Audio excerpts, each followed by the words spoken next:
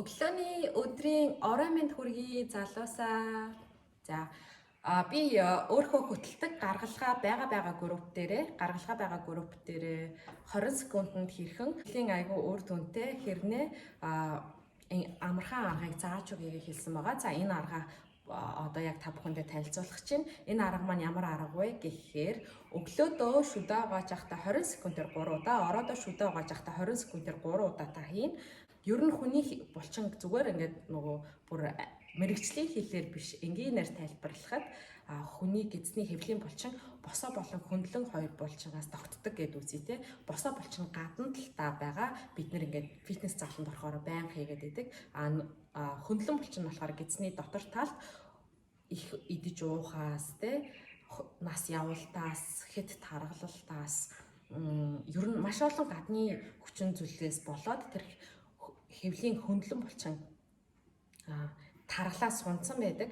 Тэгсэн хэрнээ энийг чангалж өгөхгүй болохоор хэдийгээр нөгөө гадна талынхаа булчиндаа дасгал хийгээдсэн чинь энэ дасгалыг хийхгүй болохоор эзний тойрог төдийлөн хасагдаж өгдөггүй байгаа.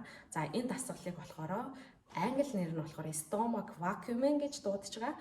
Энэ нь юу гэхээр stomach гидсээ сорох замаар хийх дасгал байгаа. Сорох дасгал тий.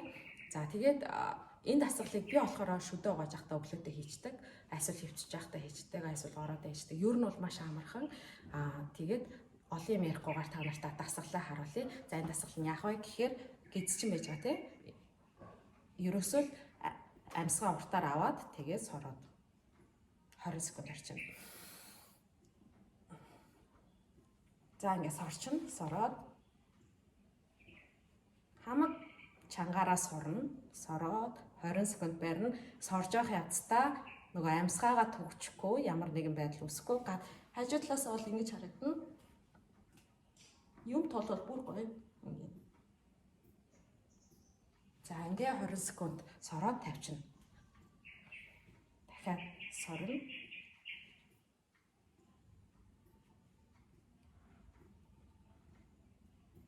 За.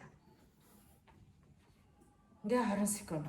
Тэгээ эн чинь бүр даажа бас нөгөө сунцсан давсаг те нөгөө ер нь энэ гидсний дотор суналт үүссэн бүх юмнуудыг л чангалдаг гэсэн үг. За ингээд та бүхэндээ бүгдэнд нь амжилт хүсье. Амжилт хүсгээс өмнө бас нэг зүйлийг хэлэх ёстой. Тэр нь юу вэ гэхээр ямар ч зүйлийн үр дүнг харъя л гэж хүсчихвэл маш тууштай байх ёстой.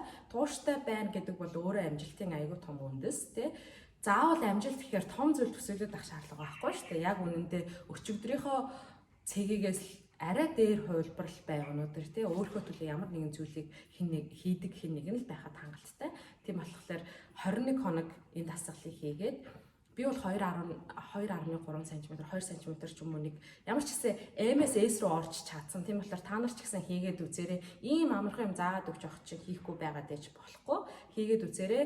Үр дүнгээ надтай хуваалцаарай.